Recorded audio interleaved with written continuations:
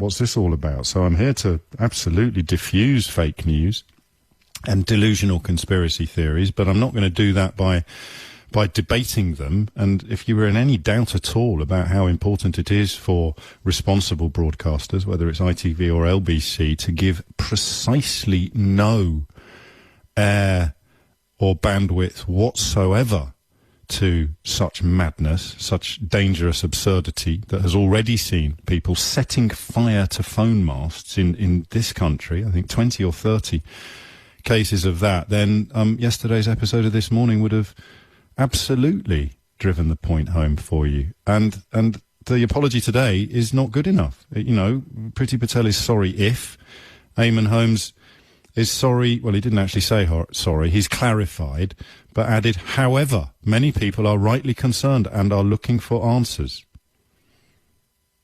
That's not good enough, mate. Many people are right. There's no however when you're describing utter idiocy.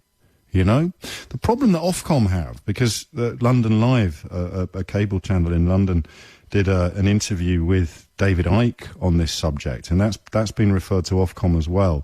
The problem that Ofcom have, of course, is that David Icke has as much right and as much knowledge to talk about, for example, coronavirus, as Nigel Lawson does to talk about climate science, and he BBC until relatively recently. You could go further, of course, and point out that David Icke has as much right and as much knowledge to talk about coronavirus as an awful lot of people in public life had to talk about, for example, trading on WTO terms. So Ofcom is being called upon to say, well, hang on a minute, you can't balance out idiocy, whereas if I was here to defend David Icke, or indeed Eamonn Holmes, which I'm categorically not, I'd point out that every major broadcaster in the country has had people defending utter fact-free idiocy for the best part of a decade now.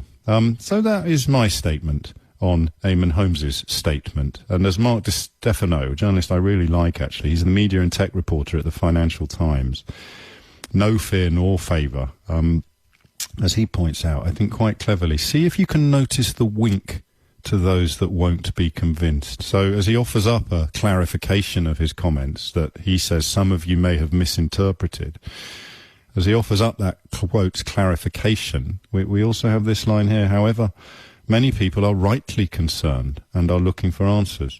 Nobody is rightly concerned about a link between 5G phone masts and coronavirus. Nobody is rightly concerned. It's a bit like when you had people in constituencies with no immigration talking about their constituents having valid concerns about immigration. They're not valid if they're not real.